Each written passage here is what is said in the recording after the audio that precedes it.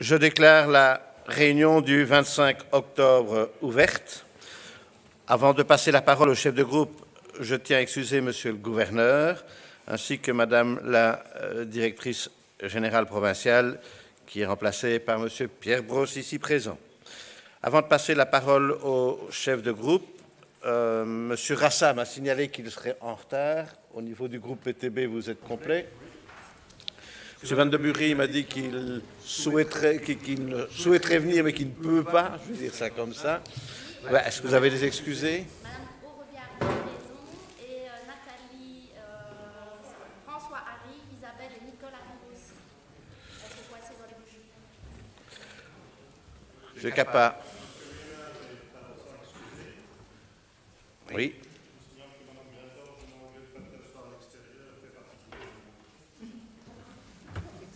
Très bien, oui.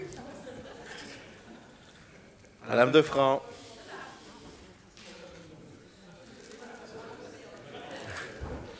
Monsieur Lejeune. Merci. Avant d'entamer nos réunions, je vous informe que le schéma des travaux qui occuperont notre semaine se présente comme suit. Ce lundi 25 octobre, date de clôture du dépôt des amendements budgétaires, ouverture et fermeture de la discussion sur les modifications budgétaires 2021, les taxes 2022 et le budget 2022, y compris la politique de note générale, et l'examen et vote des dossiers traditionnels. Demain, mardi 26 octobre, réponse des députés provinciaux aux interventions sur leurs compétences spécifiques, intervention des chefs de groupe sur les modifications budgétaires 2021, les taxes 2022 et le budget 2022. Et enfin, le jeudi 28 octobre, réponse du Collège provincial aux interventions des chefs de groupe, vote de l'Assemblée sur la 3e série de modifications budgétaires 2021, la 4e série d'emprunts de couverture extraordinaire 2021, les taxes provinciales 2022, le budget 2022 et la première série d'emprunts de couverture extraordinaire 2022.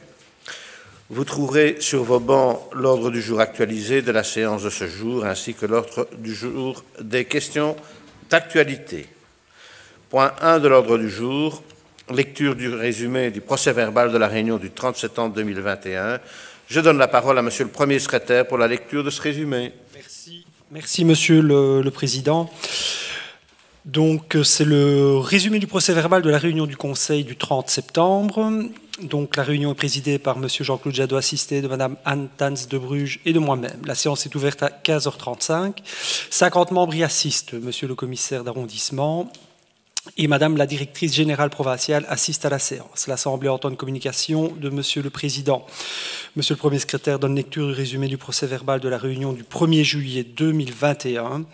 Monsieur le Président prononce les éloges funèbres de messieurs Jean-François Istas et Jean-Marie Léonard, anciens membres du Conseil provincial. L'Assemblée entend les réponses du Collège provincial aux questions d'actualité relatives aux inondations reprises sous les documents 2021/A28 à 2021/A44. L'Assemblée entend les réponses du Collège provincial aux questions d'actualité reprises sous les documents 2021/A45, 2021/A48. L'Assemblée adopte à l'unanimité les documents 2021-370, 2021-371, deuxième résolution, 2021-372 à 396, 2021-398 à 421, 2021-423 à 428, 2021-430 à 436, 2021 438 à 441, et les documents 2021, 445 à 447. L'Assemblée adopte les documents 2021, 422, 437 et 444. L'Assemblée prend connaissance des documents 2021, 371, première résolution, 2021, 397, 2021, 429 et 2021, 443. Le procès-verbal de la réunion du 1er juillet 2021 est approuvé. La séance publique est levée à 19h. L'approbation du procès-verbal interviendra en fin de réunion. Point 2 de l'ordre du jour actualisé, éloge funèbre de M. Alain Smets, ancien membre du Conseil provincial. Mesdames et Messieurs les députés provinciaux, Monsieur le directeur général provincial faisant fonction, chers collègues, il est de mon devoir d'évoquer aujourd'hui la mémoire de M. Alain Smets, ancien conseiller provincial. Rendons-lui aujourd'hui un dernier hommage en notre nom à tous. Né à Verviers le 3 septembre 1951, Alain Smets est décédé le 6 octobre dernier à l'âge de 70 ans. Représentant écologiste et élu en 1991, il restera en charge jusqu'en 2006. En 1974, Alain Smets commence sa carrière comme surveillant éducateur au collège Saint-Servais à Liège, mais passionné de nature, il devient garde forestier au cantonnement de Verviers jusqu'en 2018. Ceux qui l'ont connu se rappelleront d'un homme engagé et investi, tant en tant que chef de groupe que dans les différentes commissions dont il fut membre. Au nom de notre Assemblée, j'ai adressé un message de sympathie et de condoléances aux membres de sa famille. Je vous demande de vous recueillir quelques instants à sa mémoire.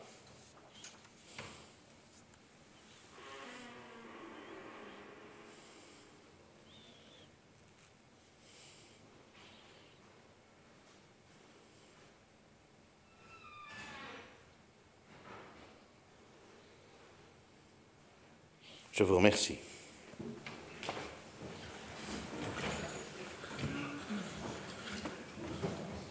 Point 3 de l'ordre du jour actualisé, questions d'actualité.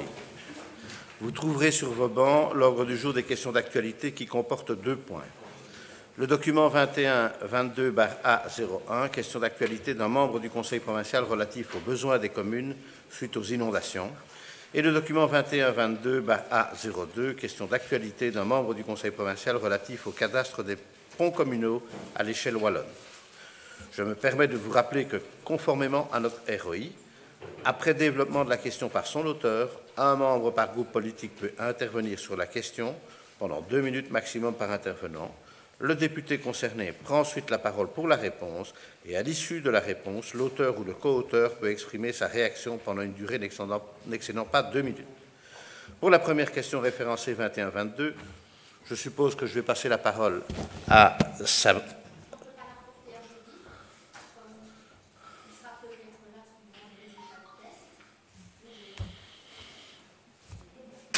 La question est écrite, je ne sais pas si c'est le plus important, pour moi la réponse est prête, on peut donner la réponse. Hein.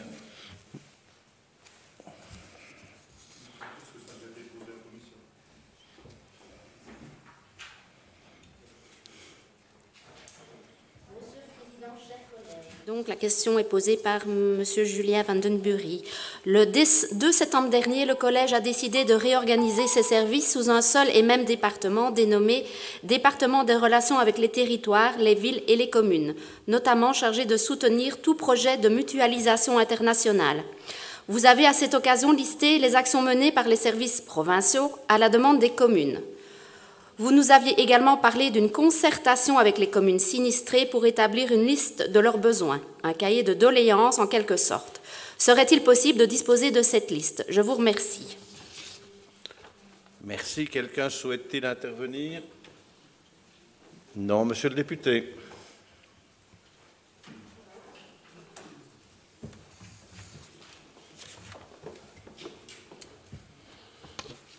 Merci, monsieur le président. Monsieur le conseiller, et en son nom, madame la conseillère, chers collègues, depuis sa création, le 2 septembre dernier, le département des relations avec le territoire, les villes et communes est en contact constant avec les dites communes sinistrées et avec le commissariat à la reconstruction de la région wallonne pour, d'une part, réceptionner l'ensemble des besoins et, d'autre part, apporter la réponse la plus adéquate en fonction de nos capacités provinciales. Ainsi, aussi, comme vous le rappelez, avec ma collègue Cathy Firquet, nous avons rencontré les autorités des communes sinistrées, classées en catégorie 1, afin de mieux cerner leurs besoins. Les aides de la province de Liège ont aussi été élargies aux communes de catégorie 2. Fort de ces échanges, nous pouvons distinguer 2 types de demandes pour lesquelles nous avons pu apporter rapidement une aide directe. Un soutien administratif transversal et particulier en matière d'accompagnement des sinistrés dans le remplissage des dossiers de demande d'indemnisation au Fonds des calamités. Dans ce cadre, en fonction des demandes locales, 11 agents provinciaux sont mis à la disposition des communes de Limbourg, Traux, Verviers, Esneux, Amoir, Chaudfontaine, Theux et Comblain-au-Pont. Ces mises à disposition sont décidées à tout le moins jusqu'au 31 décembre 2021. Ensuite, un soutien administratif spécifique pour préparer la reconstruction. Dans ce cadre, nous avons mis à disposition de Limbourg, Pepinster et Chaudfontaine des agents techniques pour accompagner les communes dans l'élaboration des marchés publics et de l'élaboration des projets en tant que tels. En plus de ce soutien humain, nous apportons notre soutien technique et financier lorsque cela s'avère nécessaire. C'est en ce sens que nous allons proposer au Conseil d'octroyer une subvention de 10 800 € à la commune de Limbourg pour payer la location de conteneurs administratifs. Nous réfléchissons à un procédé similaire pour remplacer les cuisines de la maison de repos du CPS de Pepinster, également sinistrée. Chaque sollicitation est traitée avec la volonté de pouvoir apporter une réponse provinciale à la réalité de terrain difficile de chaque entité communale sinistrée. Une nouvelle rencontre avec la commissaire à la reconstruction, Catherine Delcourt, est prévue ce vendredi, afin de faire le point et d'aller encore plus loin dans les soutiens que la province peut apporter aux communes sinistrées de son territoire. J'ai demandé que la liste exhaustive des aides soit mise à jour après la décision du collège de ce jeudi et vous soit transmise cette fin de semaine. Une nouvelle mise à jour sera opportune dès 2022. Je vous remercie. Merci, monsieur le député. Est-ce que vous souhaitez réintervenir? Pour la deuxième question référencée 21-22, je donne la parole à madame Sandrina Gaillard.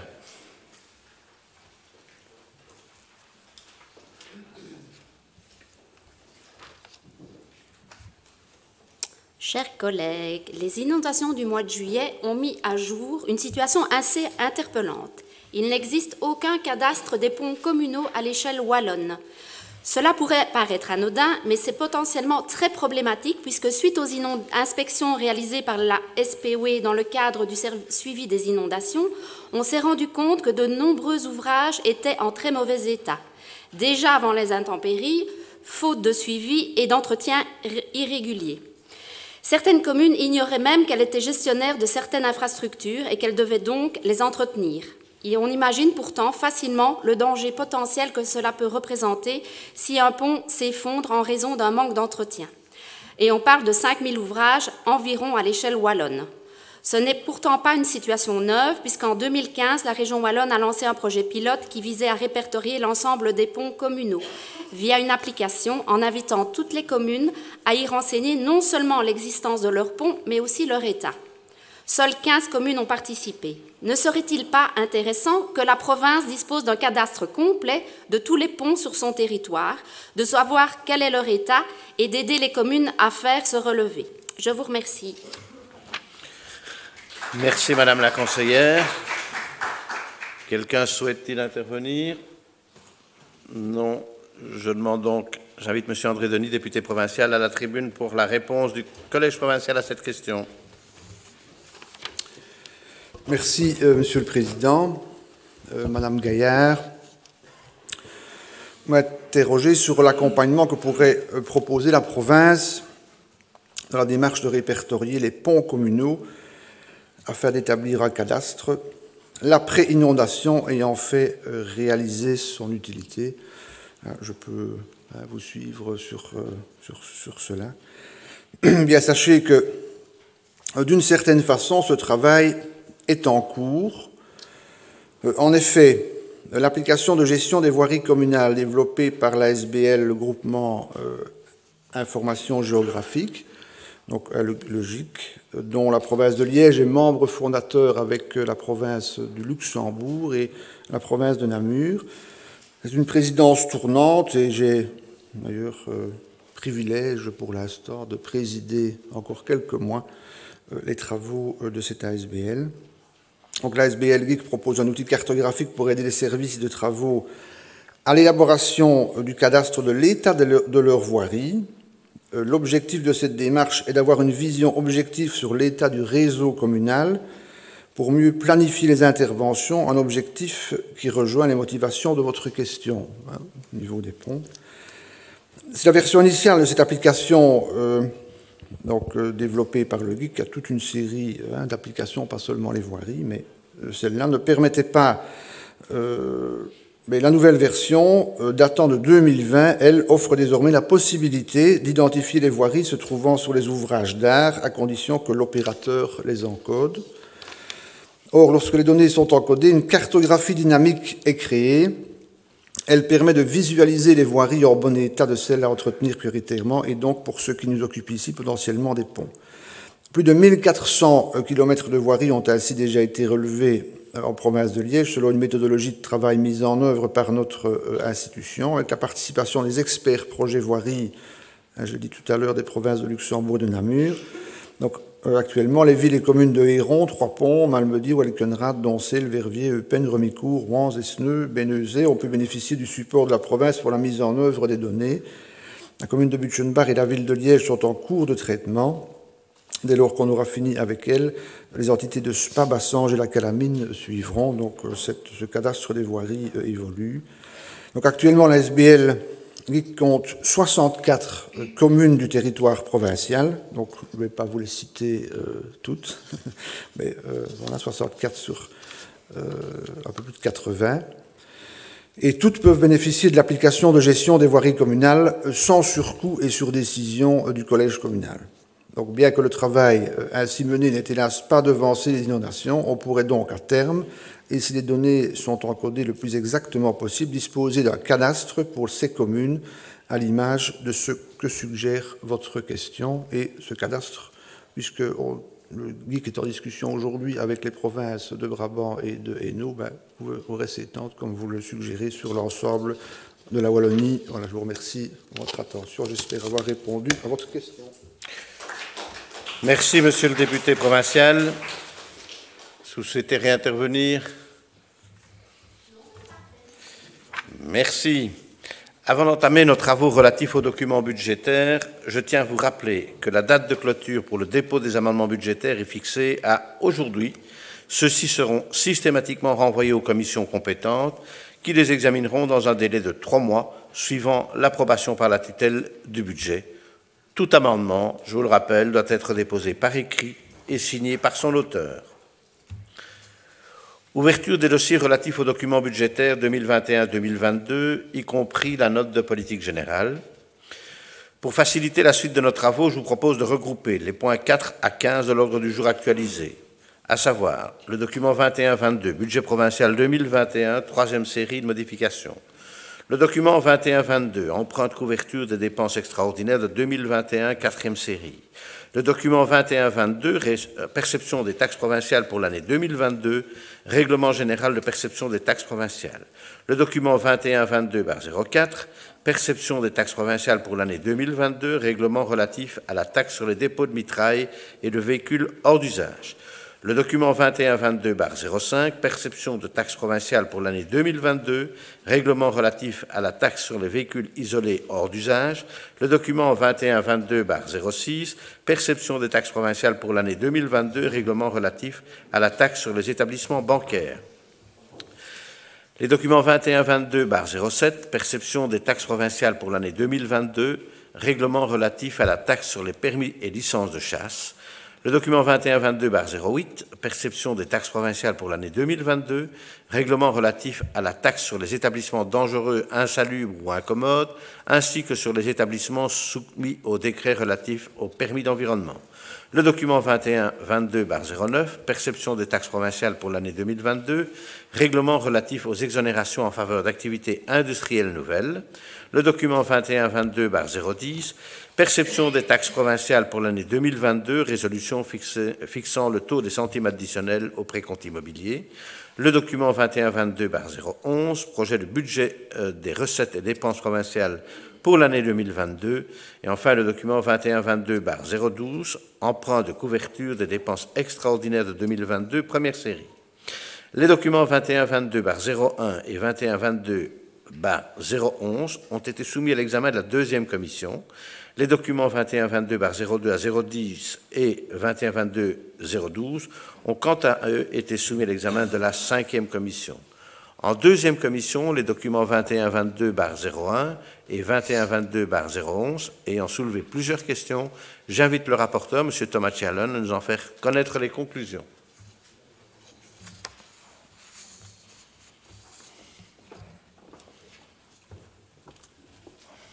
Merci, Monsieur le Président, Monsieur le Directeur Général faisant fonction, Mesdames et Messieurs les députés provinciaux, chers collègues.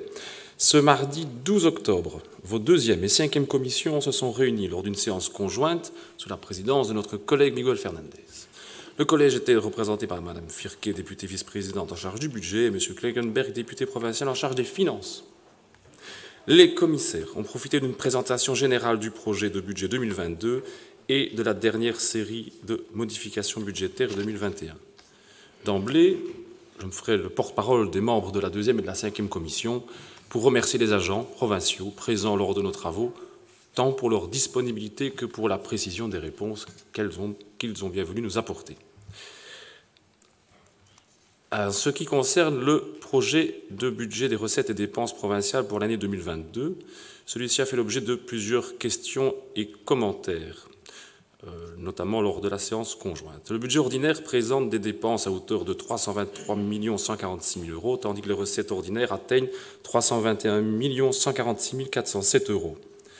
Concernant les dépenses ordinaires, il nous a été précisé qu'elles se répartissent en dépenses de personnel à raison de 65,79%, dépenses de transfert 14,75%, dépenses de fonctionnement 13,96%, dépenses liées à la dette 5,49%.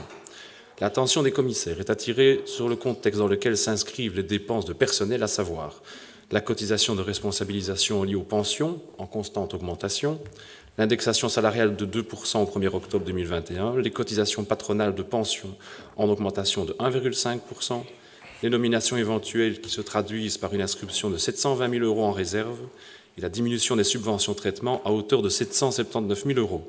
Il est souligné que, malgré ces éléments, la masse salariale hors subvention de traitement est en baisse de 3 millions d'euros en comparaison des budgets initiaux 2021 et 2022. En ce qui concerne les dépenses de fonctionnement, il est à noter que le nouveau marché d'énergie prenant cours le 1er janvier 2022 tient compte d'une augmentation de 15% du prix de l'électricité et de 30% du prix du gaz. Enfin, concernant les dépenses de transfert, elles sont en augmentation de plus de 6,3 millions d'euros par rapport au budget initial 2021. La raison principale étant, nous ne le savons ici que trop bien, l'évolution de la part provinciale dans le financement des zones de secours qui, en 2022, atteint 40%, soit 27 millions d'euros. En synthèse, le résultat ordinaire pour l'exercice 2022 est estimé à moins 1 999 993 euros. C'est donc un budget initial en déficit qui est présenté à l'approbation du Conseil. Or, depuis 2015, les provinces doivent atteindre l'équilibre à l'exercice propre du service ordinaire, à défaut, présenter un plan de convergence à l'autorité de tutelle. En ce qui concerne le budget extraordinaire, le plan d'investissement 2022 s'élève à 43 981 000 euros et présente un boni de 8 000 euros. Je vous ai précisé que 38 millions sont consacrés aux dépenses d'investissement, 4,5 millions aux transferts, 1,4 aux charges de la dette. Il trouve son financement via les recettes d'investissement, de subsides, d'emprunts, de prélèvements sur le budget ordinaire et des bonis présumés. Enfin, notons que les demandes d'intervention relatives aux inondations de juillet 2021 n'étant pas totalement connues à ce jour, les 2 millions d'euros prévus à cet effet à la modification budgétaire ont été réinscrits au budget extraordinaire 2022. Les interventions suivantes ont été formulées lors de la réunion conjointe. Un commissaire interroge sur la portée de la réduction globale des dépenses de personnel. Il lui est répondu que cela correspond bien à la diminution de la masse salariale. Un commissaire interroge sur le montant de la dotation aux zones de secours. Il lui est répondu qu'elle atteint 27 millions d'euros en 2022. Un commissaire demande une explication sur le plan de convergence. Il lui est expliqué qu'il s'agit de remettre à la région dans les 3 mois une projection sur les 5 prochaines années démontrant les mesures prises pour établir l'équilibre à l'exercice propre. Un commissaire interroge sur l'augmentation des additionnels. Il lui est répondu qu'il s'agit d'une estimation de l'évolution naturelle des revenus relative à l'indexation et que la région transmet à la province par circulaire. Les commissaires ont reçu copie du document de présentation et de la dite circulaire wallonne. Le 22 octobre, la 2e commission a donc prolongé l'examen du projet de budget 2022. Il a d'abord été rappelé que toutes les commissions ont pu examiner préalablement les articles dont elles devaient connaître. Chacune des commissions a établi un rapport. Ceux-ci n'ont pas suscité de questions lors de la 2e commission. Elle s'est donc consacrée à l'examen des dossiers budgétaires dont elle doit connaître. Une commissaire interroge sur la logique observée par le collège provincial pour réaliser les économies permettant d'assumer sa part dans le financement des zones de secours. Il lui est répondu que ce sont donc 15% d'économies qu'il s'agit de trouver globalement à l'horizon 2024. Parmi ceux-ci, 70% sont impactés sur les dépenses liées au personnel. La logique observée est donc propre à chaque département, à chaque service, les spécificités de chacun devant être prises en compte afin que la réduction des coûts soit compatible avec la vision stratégique voulue. Il est également précisé que les projections doivent tenir compte du fait que la province ne sait pas encore quelle sera son obligation au-delà de 2024 en matière de financement des zones de secours. Le Collège base donc son travail sur une part à 60%, mais n'a pas d'indication pour la suite. Une commissaire interroge sur la diminution du poste consacré aux rémunérations des députés provinciaux, page 17 du document. Il lui est répondu que c'est la conséquence du départ à la pension de députés, tenant compte du paiement échelonné des indemnités de départ. Une commissaire interroge sur la diminution de l'article consacré au loyer d'immeubles et charges locatives du Collège, page 17. Il lui est répondu que cela fait suite au déménagement du cabinet du député président vers un bâtiment provincial, mettant ainsi fin à la location de bureaux. Une commissaire interroge sur une augmentation de l'article consacré au fonctionnement administratif de l'école provinciale d'administration, page 37. Il lui est répondu qu'il s'agit de renouveler le catalogue de formation. Une commissaire interroge sur une augmentation de l'article consacré aux frais de gestion des comptes pour les services du directeur financier provincial, page 37. Il lui est répondu que cela correspond à l'application de frais de gestion exigés par les banques, lesquels n'existaient pas précédemment.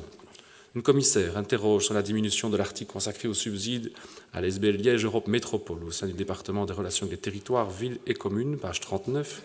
Il lui est répondu que cette diminution de 150 000 € est intégrée aux 15% d'économies rendues nécessaires. Une commissaire interroge sur l'opportunité de faire apparaître à part du montant global le financement des zones de secours de la communauté germanophone, page 39. Il lui est répondu que l'information est parvenue séparément de la circulaire ministérielle, mais que rien ne s'opposerait à les regrouper. Une commissaire interroge sur la raison du passage en dépenses facultatives du financement de diverses actions sociales, page 183. Il lui est répondu qu'il s'agit de subventions non soumises à un contrat de gestion. Une commissaire interroge sur l'article consacré aux intérêts d'emprunt pour le centre d'accueil socio-sanitaire, page 185. Il lui est répondu que la circulaire budgétaire oblige la province à prévoir la charge des emprunts qui sont prévus au cours de l'exercice. C'est le cas pour le CAS. Une commissaire interroge sur l'augmentation de l'article consacré à la médecine du sport, page 193. Il lui est répondu que cela correspond au projet de collaborer avec un médecin du sport via un marché public sans engagement de personnel. Une commissaire interroge sur la portée de l'article relatif aux investissements pour le centre de réadaptation au travail, page 261. Il lui est répondu qu'en 2021, les plafonds et les tableaux électriques ont été restaurés et qu'en 2022, il s'agira d'intervenir sur les corniches et toitures, notamment, ce qui correspond aux exigences de la VIC. Une commissaire interroge sur l'article relatif aux investissements en travaux pour le pôle ballon de Warem, page 269. Il lui a répondu que cela concerne la remise en état des sols dans les vestiaires, le remplacement de la porte d'entrée et la ventilation de la salle.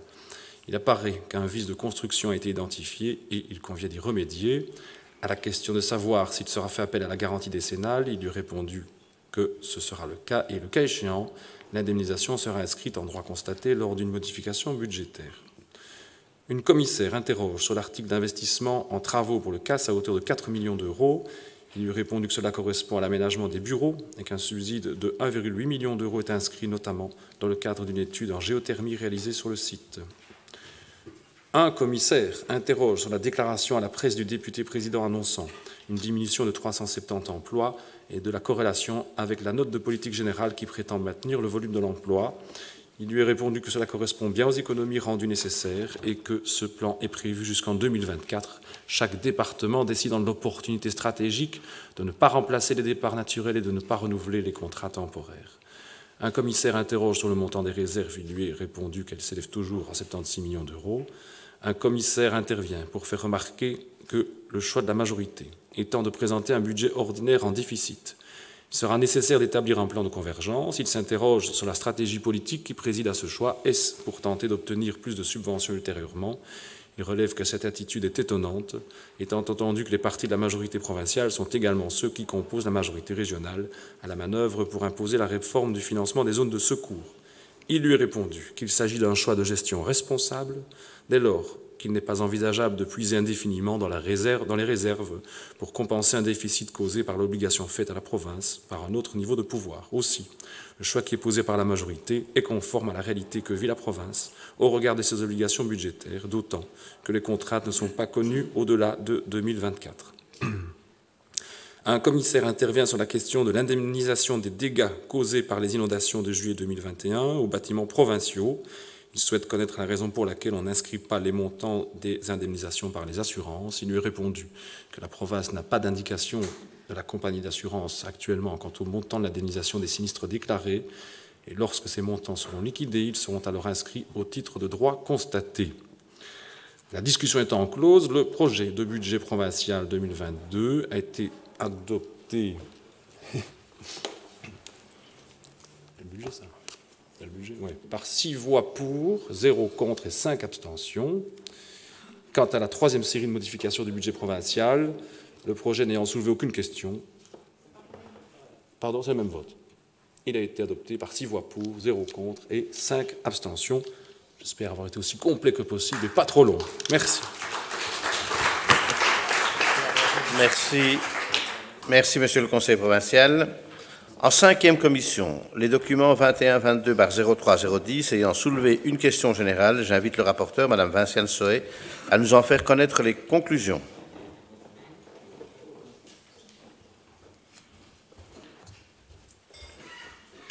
Merci, Monsieur le Président. Chers collègues, donc à l'examen des points relatifs à la perception des taxes, un commissaire regrette qu'une réflexion relative à l'établissement des taxes n'ait pas été ouverte, comme prévu précédemment, à la suite du financement des zones de secours.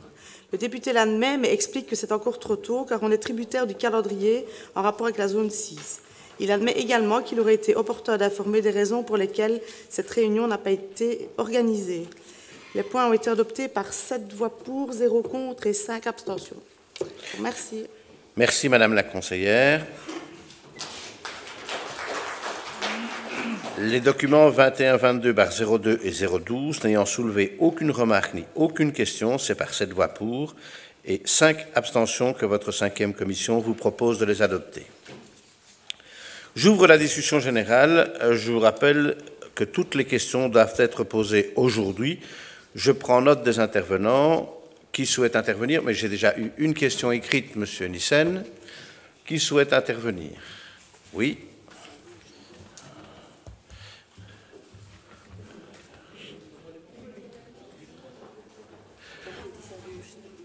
Alors, M. Piron, M. Delray. Mais il m'a mis de le mettre le dernier. Hein. Madame Lacombe, Madame Skene, Madame Crane. Oui. Madame Monville. Madame Bastin. Monsieur Ernst. D'autres personnes? Je l'ai noté. C'est la première qui a été notée après. OK, personne d'autre? J'invite donc M. Nissen.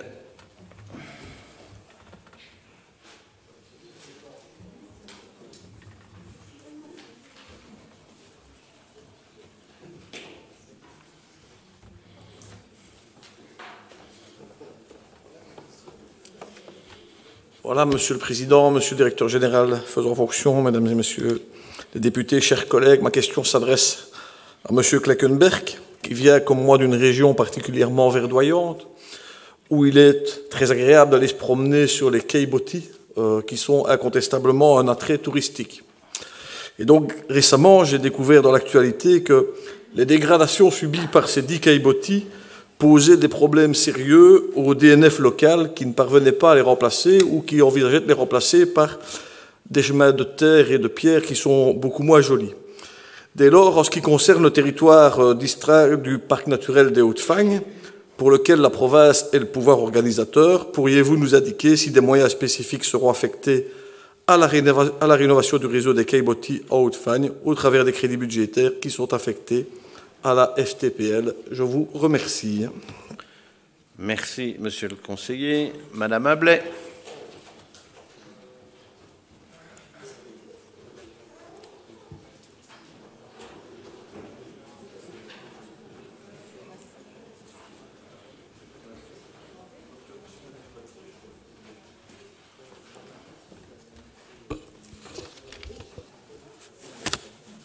Monsieur le Président, chers collègues, Monsieur le député provincial Claudie Klinkenberg, à la fête cet été, le domaine provincial de Wégimont annonçait dans la presse prolonger sa saison en ouvrant ses portes au public durant les week-ends du mois de septembre. Cette excellente initiative avait été prise pour tenter de faire profiter les visiteurs de quelques jours de soleil en plus après un été particulièrement pourri. Et aussi offrir la possibilité aux familles sinistrées de continuer à accéder gratuitement au parc et à la piscine. Dans la note de politique générale 2022, vous indiquez, je cite, « La province de Liège veillera également à étendre la belle saison du domaine en ouvrant de mai à fin septembre pour permettre à toujours plus de citoyens de bénéficier d'activités de délaissement à prix modique. » Au vu de la saison étendue en 2022, pourriez-vous nous informer du bilan de la prolongation testée en 2021 et pourriez-vous également nous détailler les investissements prévus sur le domaine en 2022 ? Je vous remercie. Merci, Madame la conseillère. Monsieur Piron.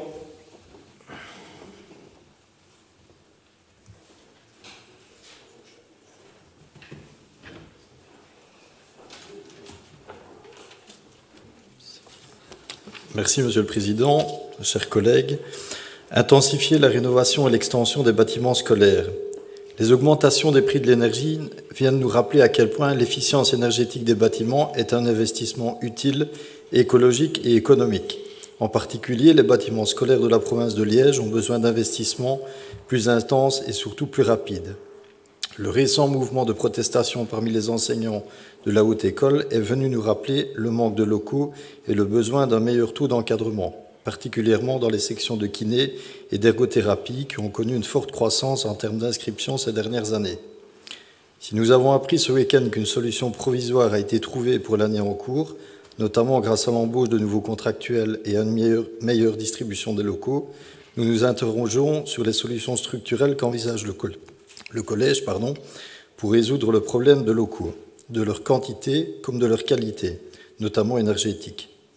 Nous constatons que les investissements prévus en 2021 pour le supérieur, annoncés à 4,15 millions d'euros lors du budget initial, ont fini par être réduits à 1 284 000 après modification budgétaire, et que pour l'année 2022, une petite somme de 640 000 euros est budgétisée pour l'enseignement supérieur, avec en particulier un tout petit 45 000 euros pour le paramédical. Comment expliquez-vous cette évolution ? Pourquoi la province ne réussit-elle pas à mobiliser de plus grands montants de subsides régionaux et ou européens pour la rénovation de ces bâtiments scolaires ? D'avance, merci pour vos réponses. Merci, Monsieur le conseiller. Monsieur Delray.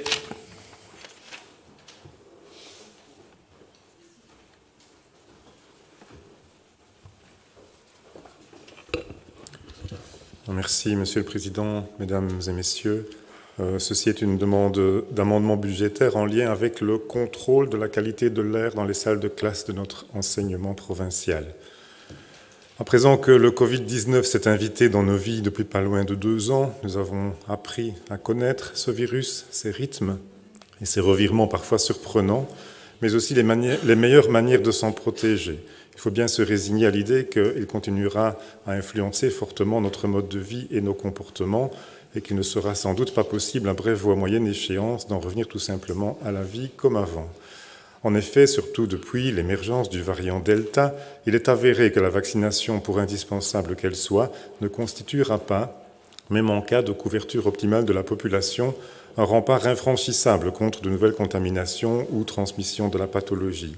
Dès lors, quel que soit le degré d'immunité collective induite par le vaccin, nous devons bien continuer d'appliquer les gestes barrières aujourd'hui connus, port du masque lorsqu'il s'impose, désinfection des mains et du mobilier, distanciation sociale quand c'est possible, et J'y viens, aération des locaux lourdement fréquentés. Le respect de ces mesures semble particulièrement important dans le monde de l'enseignement, dès lors que le public concerné appartient majoritairement à la tranche d'âge la moins touchée par la vaccination, de sorte que le virus y circule plus librement. Il est permis de penser que l'école est devenue aujourd'hui le principal vecteur de propagation du virus dans notre société. Des protocoles contraignants et précis ont pourtant été élaborés et déployés en milieu scolaire, obligeant les administrations à organiser la détection et l'écartement des élèves ou étudiants déclarés positifs, ainsi que des personnes jugées à risque pour les avoir côtoyés. L'aération régulière des locaux est également préconisée selon un horaire rigoureux. Cependant, cette obligation de suspendre les cours afin d'ouvrir les portes et fenêtres à heure fixe risque bien d'être appliquée de manière moins scrupuleuse en période hivernale et pour des raisons évidentes, la ventilation permanente des locaux sera même souvent impossible une fois le froid revenu. D'autre part, l'injonction d'aérer les salles de classe répond à un horaire linéaire et rigide, ne prenant pas en compte des variables spécifiques comme la superficie des locaux, la hauteur des plafonds, le taux exact d'occupation. Dans certains cas, il serait utile, sinon indispensable, de connaître en temps réel le taux exact de saturation de l'atmosphère ambiante.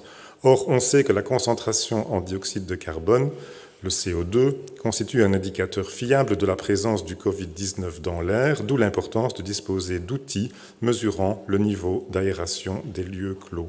C'est pourquoi il paraît aujourd'hui nécessaire d'équiper tous les établissements d'enseignement d'un nombre suffisant de détecteurs de CO2 et de les installer dans tous les locaux sensibles où ils pourront renseigner l'enseignant en fonction dès que le taux d'alerte de, par exemple, 1000 parts par million sera atteint.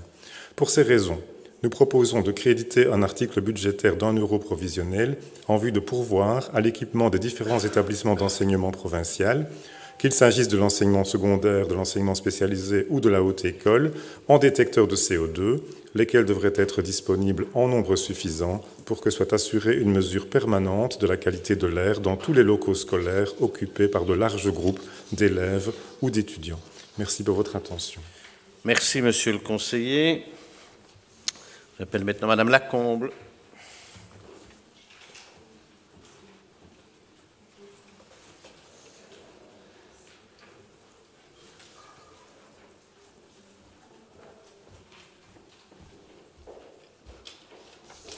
Merci, Monsieur le Président. Chers collègues, cette intervention consiste en une proposition d'amendement budgétaire visant à soutenir la relance des secteurs événementiels, culturels et artistiques dans le contexte de la reprise d'activité post-Covid. La crise sanitaire à laquelle nous sommes confrontés depuis le premier trimestre de 2020 a durement frappé des pans entiers de notre économie. Singulièrement, tout ce qui a trait au loisir a été mis à l'arrêt pur et simple pendant de très longs mois. La pandémie semble, ou semblait, je ne sais plus très bien comment il faut le dire, marquer le pas dans notre pays. Néanmoins, la saison hivernale qui se profile et les chiffres des contaminations repartant à la hausse incitent encore à la prudence quant à l'évolution de la situation. C'est dans ce contexte restant préoccupant que les secteurs événementiels, culturels et artistiques reprennent progressivement leurs activités, très récemment et avec de sérieuses limitations dans certains cas.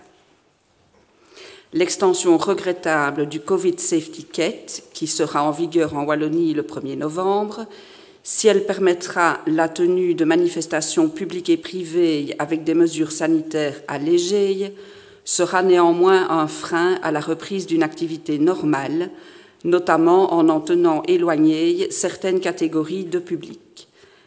De plus, la logistique autour du CST représente un coût important pour les acteurs de ces secteurs dont la santé financière a été lourdement affectée par la crise. Leur situation reste incertaine, autant que l'est l'évolution de la pandémie. Et la valeur ajoutée des activités culturelles et festives et le rapport sociétal ont été largement vérifiés pendant leur absence. Investir dans ces secteurs en les subsidiant, c'est aussi investir dans le bien-être et la santé mentale de chacun d'entre nous, leur importance en matière de ciment social étant d'autant plus importante que la crise climatique a dramatiquement touché notre province cet été, que la crise sanitaire n'est pas terminée et que la situation économique inquiète nombre de nos concitoyens.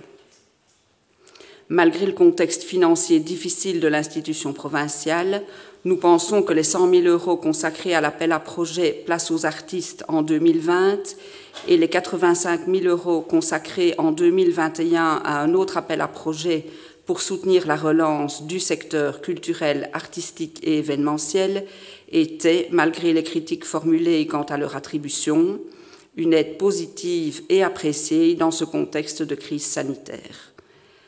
Nous considérons que ce contexte de crise n'est malheureusement pas éteint et proposons donc de créditer un article budgétaire d'1 € provisionnel au titre de subside exceptionnel au secteur événementiel, culturel et artistique en contexte post-Covid. Il sera crédité en fonction des demandes de soutien des acteurs du secteur et de l'évolution éventuelle des mesures sanitaires. Merci de votre attention.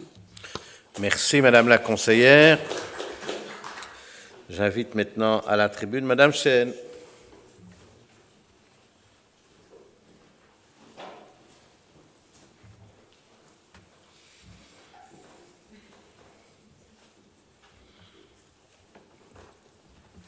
Vous avez la parole, Madame la conseillère. Merci, Monsieur le Président. Prévenir l'épuisement au travail en province de Liège. À l'occasion du dernier conclave budgétaire, le gouvernement fédéral a annoncé un plan relatif aux maladies de longue durée où toutes les parties concernées seraient, selon lui, responsabilisées. Le débat n'est pas encore clos, mais il apparaît de plus en plus que les entreprises grandes, petites, publiques ou privées vont échapper à toute responsabilisation, alors que les malades, eux, vont subir des sanctions financières. Pour le PTB, comme pour les mutuelles et les syndicats, sanctionner les malades ne va pas les soigner ni les ramener plus vite à la vie professionnelle. Bien au contraire, ces sanctions risquent de les éloigner un peu plus du travail en les plongeant dans les situations financières plus difficiles à supporter. La province de Liège est un des plus grands employeurs du territoire provincial. À ce titre, elle est contrainte depuis l'adoption de la loi bien-être de 2017 de prendre des mesures pour prévenir les risques psychosociaux et burn-out. À l'heure où les frais de fonctionnement subissent des coupes dans différents départements et à l'heure où les départs à la retraite ne sont pas systématiquement remplacés, il est utile et urgent de veiller à ce que l'organisation du travail, son contenu, ses conditions, comme les relations interpersonnelles au travail, soient finement scrutées et étudiées. Dans un contexte dégradé, objectivé dans les 5 ressources de risques psychosociaux est primordial pour développer et ensuite mettre en œuvre un plan de prévention intégré contre les affections mentales liées au travail. C'est la raison pour laquelle nous proposons de créditer un article budgétaire de l'euro provisionnel au titre de développement d'un plan de prévention intégré contre les affections mentales liées au travail. Nous souhaitons par ailleurs entendre le collège provincial sur le nombre d'agents provinciaux aux maladies longue durée et son évolution durant les 5 dernières années.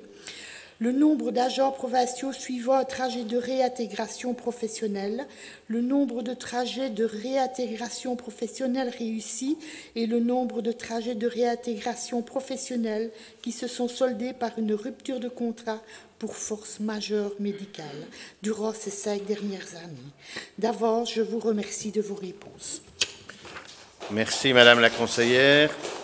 J'invite Madame Crane.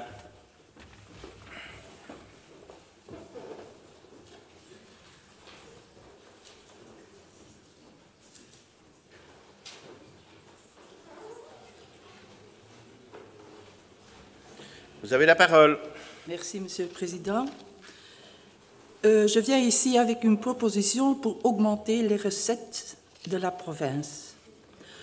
À l'heure où la province projette pour la première fois un déficit de 2 millions d'euros et où le financement des zones de secours, comme celui des cotisations de responsabilisation, fait peser des menaces toujours plus sérieuses de difficultés financières. Le PTP souhaite qu'un débat s'ouvre également sur une augmentation des recettes et que le plan de convergence qui s'annonce ne c'est qu'un catalogue de réduction de dépenses.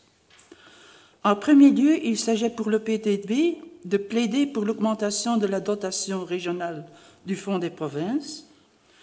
Ensuite, nous vous proposons aujourd'hui de soumettre au débat un règlement taxe sur les surfaces de bureaux présentes sur le territoire provincial. Je précise d'ores et déjà que cette taxe existe déjà aujourd'hui dans les communes d'Ottigny, Louvain-la-Neuve et de Waterloo. Ces deux textes sont joints à la question. Les deux textes sont assez semblables. Ils exonèrent les 150 premiers mètres carrés et appliquent une taxe de 8 € par mètre carré de surface à partir de 151e mètre carré. Sont exclus de cette taxe les bureaux, les surfaces de bureaux qui sont occupées par les pouvoirs et organismes publics et affectés à un service public. Les bureaux occupés par des ASBL, des établissements d'enseignement, de culte et de soins de santé. Qu'en pensez-vous? Quelles mesures nouvelles sont envisagées pour accroître les recettes du budget provincial? Je vous remercie. Merci, Madame la conseillère. J'invite Madame Monville.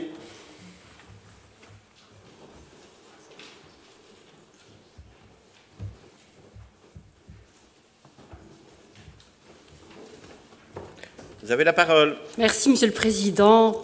Chers collègues, messieurs et mesdames les députés, une première intervention concernant le précompte immobilier. Le 6 août dernier, le service public fédéral des finances annonçait que suite aux terribles intempéries ayant causé des dégâts parfois irrémédiables aux habitations dans certaines régions, les redevables pouvaient obtenir auprès de la région wallonne une aide afin de demander une remise ou modération proportionnelle du précompte immobilier s'ils étaient mis dans l'impossibilité de percevoir des revenus de leur immeuble pour des raisons indépendantes de leur volonté. Le budget 2022 qui nous est présenté prévoit en recette une hausse de près de 6 millions d'euros sur les centimes additionnels au précompte immobilier. Ma question, avez-vous anticipé les mesures annoncées? Pourriez-vous aussi nous préciser avec quelles communes sinistrées la province collabore dans le cadre des conventions de mutualisation de nos indicateurs experts et ces derniers ont-ils davantage été mobilisés suite à cet événement reconnu comme calamité naturelle publique? Ensuite, une question concernant la mobilité interne et la formation. Votre note de politique générale annonce qu'à côté d'économies de fonctionnement, le Collège provincial entend réduire la charge salariale par le non-renouvellement de contrats à durée déterminée, le non-remplacement d'agents admis à la retraite, tout en favorisant la mobilité interne et la formation du personnel en vue de mieux répondre aux besoins pour faire fonctionner efficacement la province de Liège. En fonction des priorités fixées par le Collège, avez-vous pu faire un cadastre des besoins, des transferts à envisager et des formations à planifier? Pouvez-vous nous partager votre vision? Par ailleurs, un courrier a été adressé par la province aux communes en mai dernier, proposant notamment la mutualisation de services administratifs et une mise à disposition de personnel provincial en cas de recrutement de nouveaux collaborateurs. Pourriez-vous nous préciser si des communes se sont manifestées et dans l'affirmative, combien d'entités et pour quel profil de fonction? Dans la négative, n'aurait-il pas été opportun de dresser un relevé des ressources et compétences disponibles? Enfin, une dernière question concernant la ferme de Jevoumont. Lors du transfert de la ferme vers le département enseignement, une vocation pédagogique lui a été attribuée. À l'heure où la province compresse ses dépenses et où les actions sont priorisées, repriorisées, le développement de cet outil reste-t-il toujours d'actualité et dans l'affirmative, selon quelle perspective? Je vous remercie pour votre attention et pour vos réponses.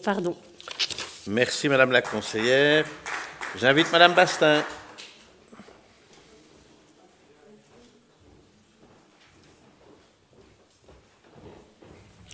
Vous avez la parole. Merci, Monsieur le Président, Mesdames et Messieurs les députés, chers collègues. Projet LEM, au vu des restrictions budgétaires annoncées, pourriez-vous nous apporter une clarification sur les sommes allouées aux projets supracommunaux via Liège Europe Métropole? Nous savons qu'au cours de l'instruction d'un dossier, celui-ci peut être confronté à des obstacles. Entre promesses et engagements fermes, il y a des rebondissements pouvant empêcher la concrétisation du projet. Dès lors, pourriez-vous nous indiquer les montants mis en réserve et actuellement non engagés, nous présenter une photosynthèse de l'évolution des dossiers, nous informer sur les procédures de suivi de déroulement du dossier entrepris par l'administration, nous préciser si certaines enveloppes non attribuées ont pu être récupérées dans le pot commun à investir. Ensuite, le projet d'abattoir de volailles. Pourriez-vous nous faire un compte-rendu de l'évolution du dossier? Est-il toujours d'actualité? Et dans l'affirmative, est-il toujours considéré comme une priorité? Je terminerai en rebondissant sur votre note de politique générale qui me laisse perplexe. J'y vois beaucoup de déviations, sans compréhension de cheminement, et y voir encore plus clair sur la destination, à l'image du centre-ville liégeois actuel, c'est-à-dire en chantier. À titre d'exemple, nous observons une régression dans l'offre sportive pour tous, nécessaire en ces temps difficiles. On nous annonce, en contrepartie, une soi-disant nouvelle activité en milieu scolaire, une fois de plus, rien de clair. Cela en le justifiant par l'intervention conséquente dans les zones de secours. Parallèlement, la province décide des montants importants dans un nouveau studio d'enregistrement high-tech. On peut s'interroger sur l'ordre des priorités. En effet, je doute que les nombreux sinistrés et nos pompiers profiteront de cet investissement à moins de sortir un CD larmoyant dans les prochains mois. Je vous remercie. Merci, Madame la conseillère. J'invite Monsieur Ernst.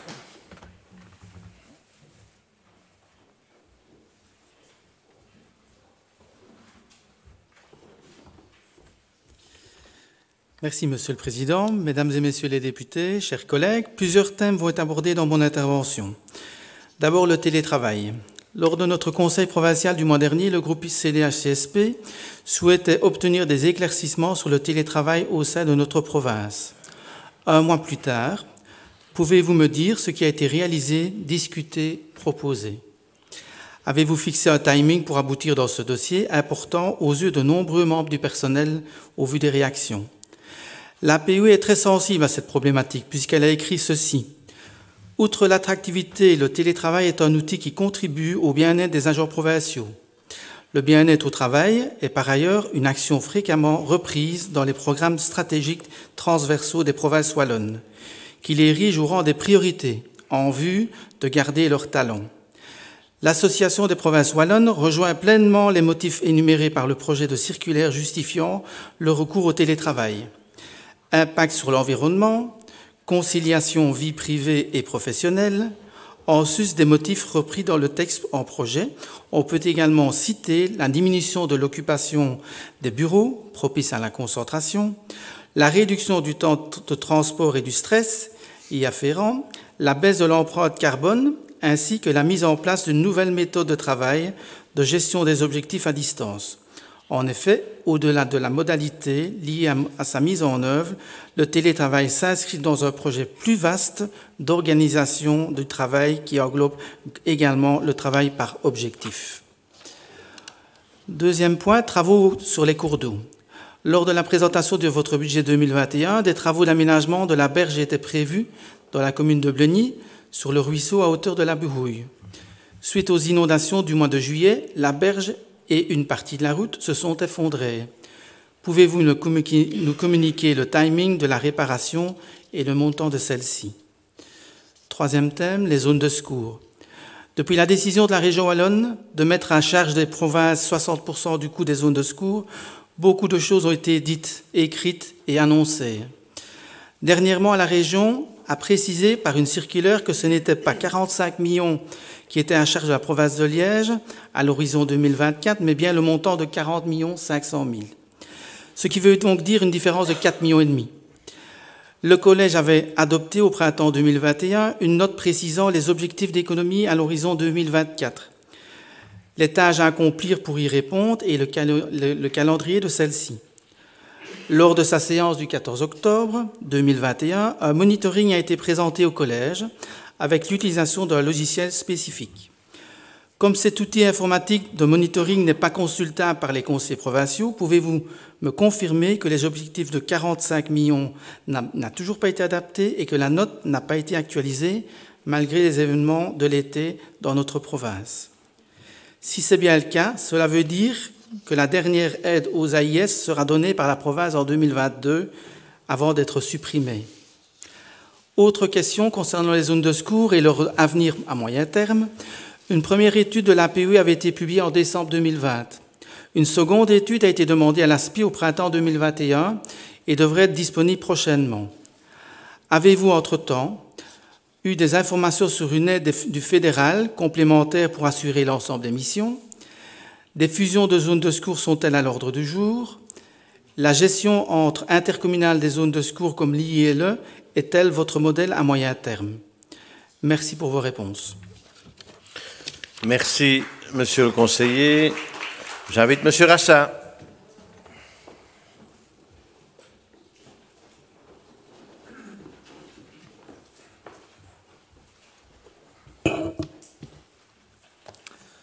Mesdames et messieurs les conseillers, mesdames et messieurs les députés, depuis la modification de l'article L221245, paragraphe 1 du CDLD en mars 2018, les députés provinciaux reçoivent un traitement dont le montant est égal au montant de l'indemnité parlementaire liée au mandat de député du Parlement wallon. Le montant de cette rémunération est aujourd'hui d'un peu plus de 6 000 euros net, calculé sur un montant brut de 9 250 euros par mois. Le salaire médian en Belgique est aujourd'hui de 3 350 euros brut par mois. Les députés provinciaux touchent donc un peu moins de 3 fois ce salaire médian. Au-delà du détachement des réalités que cela génère, il y a aujourd'hui une difficulté à demander aux agents de la province de se serrer la ceinture, avec certes un respect de l'indexation, mais avec des frais de fonctionnement toujours plus serrés et une charge de travail en augmentation vu le non-remplacement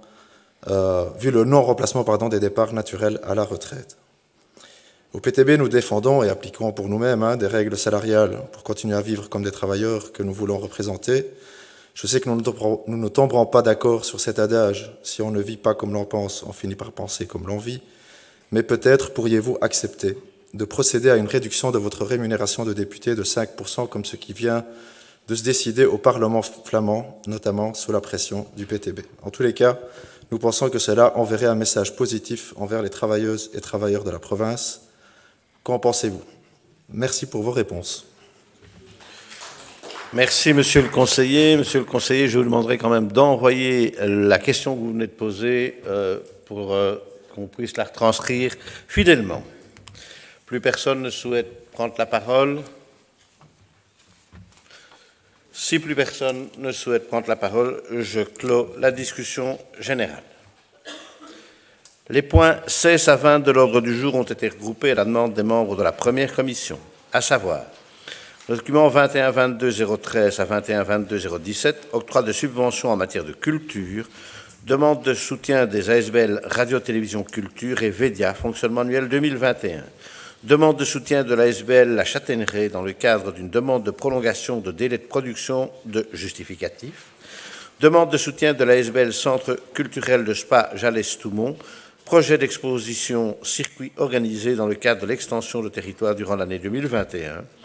Demande de soutien de l'ASBL Centre culturel de Stavelot-Trois-Ponts dans le cadre des projets supracommunaux dans l'axe extension du territoire 2021 et demande de soutien de l'ASBL Compagnie des chemins de terre, création théâtrale, Sardanapale durant l'été 2023. Les documents 21-22/013 et 016 ayant soulevé des questions et des remarques, j'invite le rapporteur, Mme Victoria Van den Berg, à nous en faire connaître les conclusions.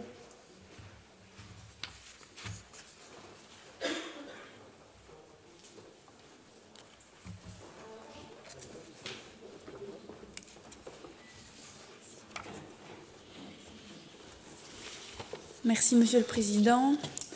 Chers collègues, donc au niveau du document 013, une question a été posée sur le problème de la contrepartie et du manque de mention de la province de Liège dans les actions qui sont financées par la province.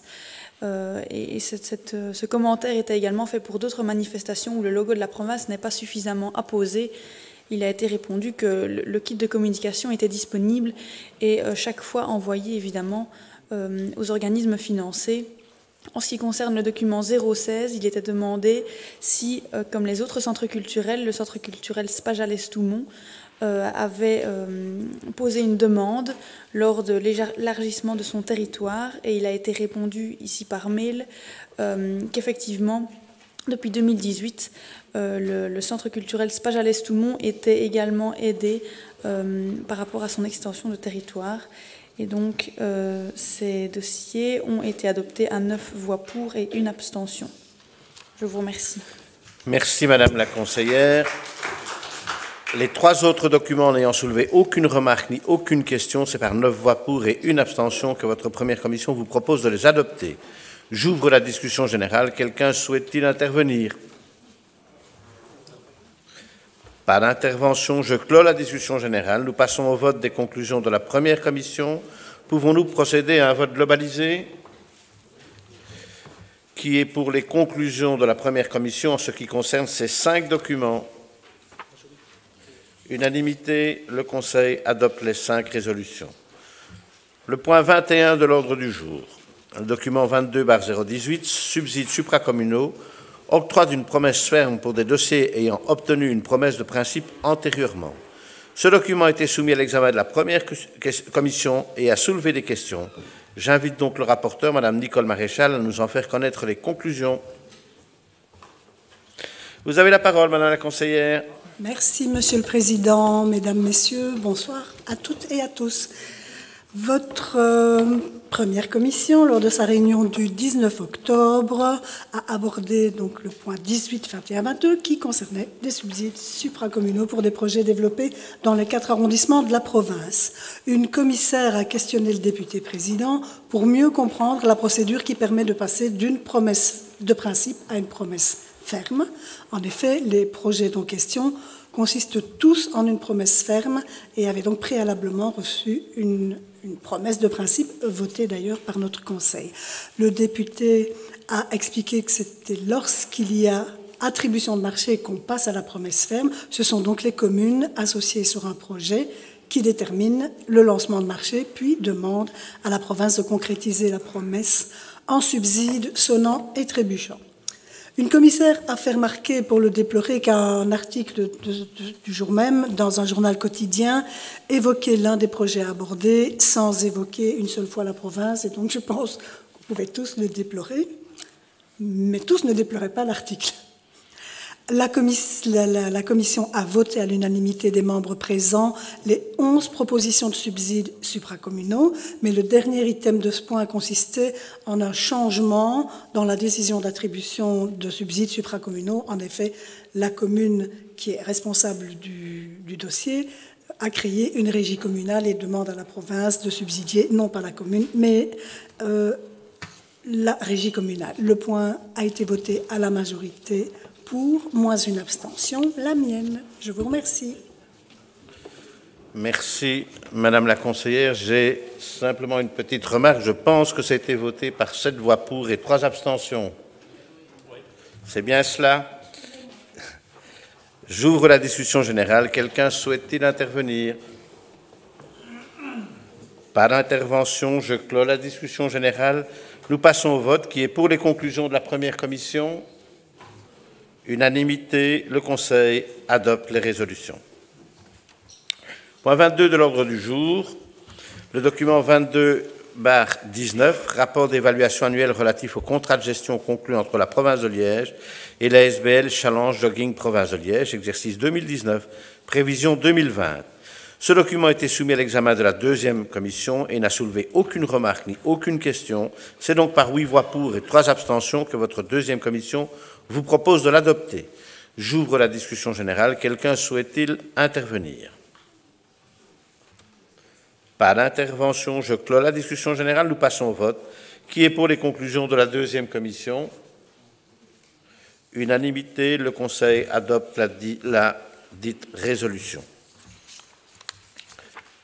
Le point 23 de l'ordre du jour, le document 21-22/020, octroi de subventions en matière de relations publiques, demande de soutien de l'Union professionnelle des métiers de la communication, 23e édition de la remise des prix de l'UPMC à la station d'épuration de l'AIDE d'Oupey, le 21 octobre 2021.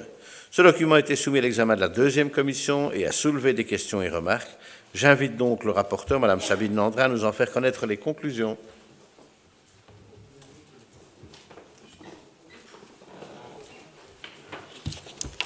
La deuxième commission s'est réunie ce vendredi 22 octobre et s'est penchée sur le document 21-22/020 intitulé « Octroi de subventions en matière de relations publiques. Demande de soutien de l'Union professionnelle des métiers de la communication ». 23e édition de la remise de prix de l'UPMC à la station d'épuration de l'AIDE d'Oupey le 21 octobre 2021. Il est d'emblée précisé que la province est affiliée à l'UPMC, tout comme notamment le SPOE, ETIAS, la Mutualité chrétienne, le Port autonome de Liège, le Gréova. Ces affiliés subsidient également la remise de prix dont question. Une commissaire s'étonne que ce point arrive à l'ordre du jour alors que l'événement a déjà eu lieu. Cette même commissaire enchaîne en s'offusquant du prix de la réception, à savoir 11 000 €. Il lui est répondu que ce montant a été budgétisé par l'UPMC et qu'il n'appartient pas à la province de s'immiscer dans l'organisation de l'événement.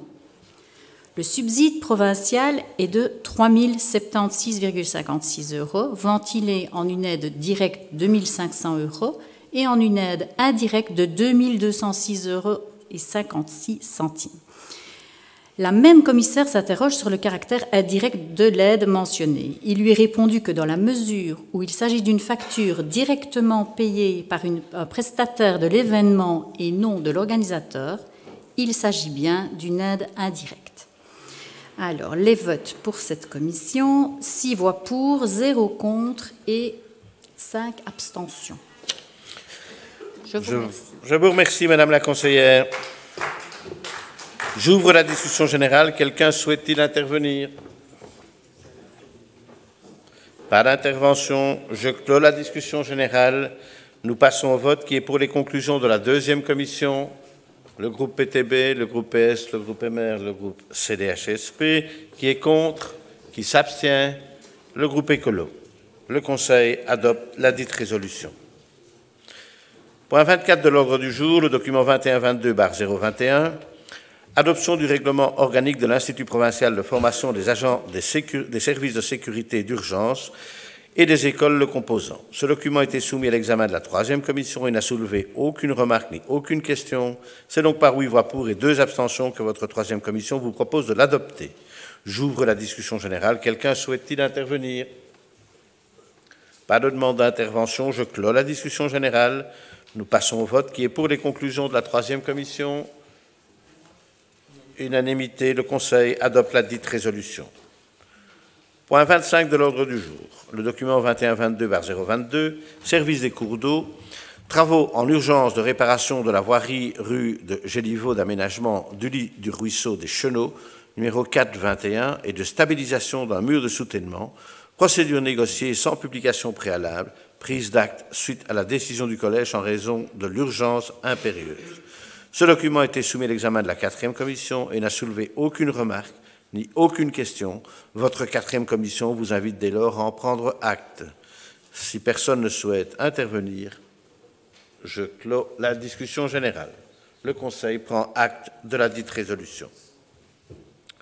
Point 26 de l'ordre du jour, le document 21-22/23, octroi de subventions en matière d'infrastructures et de développement durable, demande de soutien de la commune de Héron dans le cadre de l'aménagement d'un parking d'écovoiturage, d'une aire de convivialité et d'un arrêt pour autocar à Héron sur le site du Moulin de Ferrières.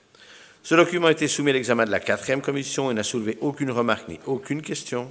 C'est donc à l'unanimité que votre quatrième commission vous propose de l'adopter. J'ouvre la discussion générale. Quelqu'un souhaite-t-il intervenir? Pas de demande d'intervention, je clôt la discussion générale. Nous passons au vote. Qui est pour les conclusions de la 4e commission? Unanimité, le Conseil adopte la dite résolution.